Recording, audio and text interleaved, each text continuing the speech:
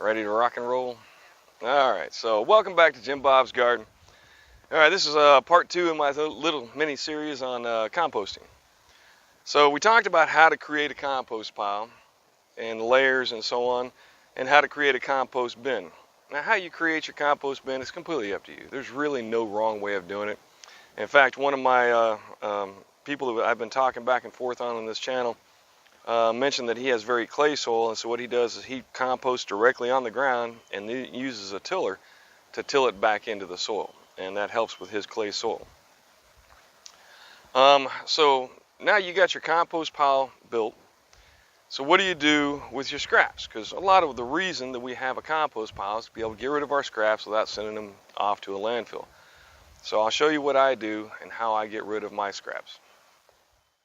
Okay, so what we're doing here obviously is to compost all of our scraps and try and get it put back into my compost heap. I don't want to have to redo the entire pile, so what I'm going to do instead is I'm going to dig a hole in the pile.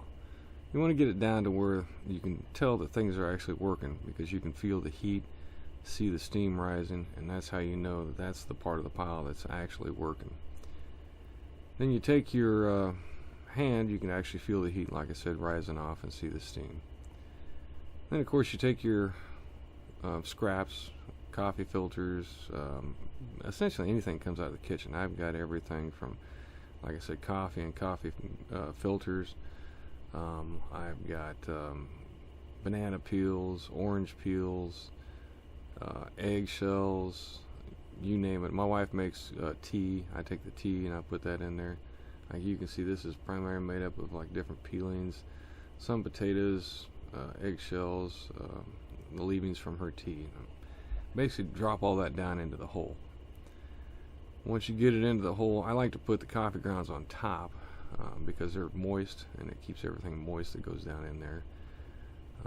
Now the coffee grounds, it includes the paper coffee filters as well. I do try and buy the brown ones. I don't know, it just seems like they're easier to compost down. They're not bleached and all. And then what I do is I take and cover the hole back up with some of the compost. You want to cover it up primarily so that you're keeping pests out and also allowing it to work. If it's just sitting out, it's just going to dry. So you want it to stay somewhat moist and to be able to basically rot down. And then while you're there, you go ahead and take the stuff from the outside of the pile, because you can see basically I've got logs just stacked up, and that allows air to come through the sides of the logs. What happens though is the outside of the pile stays a little bit drier than the inside. Now I'm not completely turning over my pile because it's still warm, and you kind of want to wait to do a lot of turning over until it's somewhat cooled down. While it's still working, you kind of want to leave it alone so it'll continue to work. But taking the stuff from the outside of the pile and kind of working it back up on top, and then allowing the more moist stuff from the center of the pile to work its way outward, helps to keep the rotting action continuing all the way throughout the pile. So again, going through and just kind of mixing it all up. Now it takes anywhere from, different estimates. People say 2 weeks to, if you intensively turn your pile, to as much as several months. As you can see, my logs are not secured and one's falling off there. But the more you turn it, the faster it will work. Now, does it need to be completely broken down? I mean, that's kind of up to you.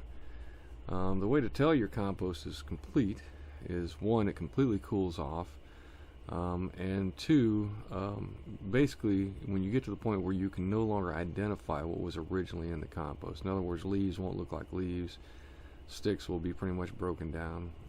The wood does take a bit longer to break down. So that's pretty much how I do it.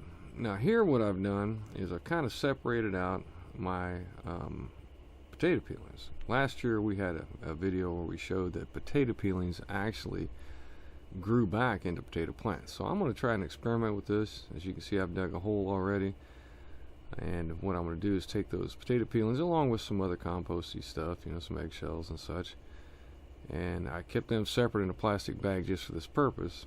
I'm going to bury them, and we're going to see if I can actually get some potato plants back out of it. Now it is a bit late in the season. You should be planting potatoes in the late winter, here in Florida at least.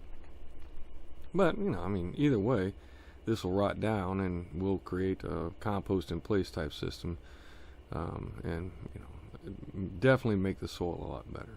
So I've done that. I'm going to do it in a couple of different spots. Now when you do this, anytime you're putting compost directly into your garden, once again, you want to keep the pests out. You got anything from dogs. We've got coyotes running around. I've seen pictures of possums in my yard. So there's a lot of different things that can dig into it.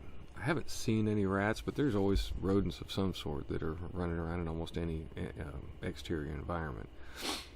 So you want to make sure that the hole that you're digging is at least a foot deep. Once again, it has nothing really to do with the rot as much as it does with keeping out any wildlife that might dig it up and basically expose it all. And even then, if it does get dug up, worse comes to worse, you just got to rebury it a little bit. So once you get your hole dug to the point that you want it, then you just take your compost, your stuff you want to rot down. It works great for meat products as well. Actually, one of the better ways to get rid of meat products. So you dig up your hole, bury it down about a foot deep, cover it back up, and then plant whatever you want to on top of it. In this particular case, like I said, I'm still experimenting. I think it would be really cool if I could somehow get potato plants to grow on a regular basis from potato peelings. I mean, because you always, well, not always, but typically you peel your potatoes before you eat them, or prepare them. So it seems to me like if I can get actual plants to come back from potato peelings on a regular basis, what a great way to recycle and save yourself the money of basically planting potatoes instead of the peelings.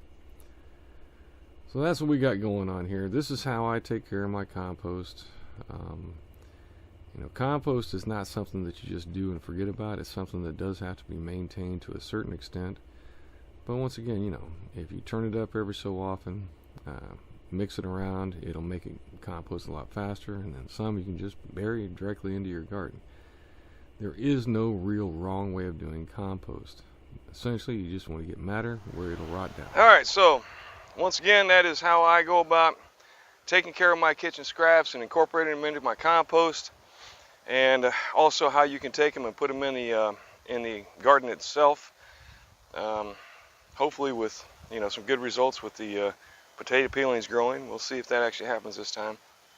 But once again, thanks for stopping by. Like, subscribe, let your friends know.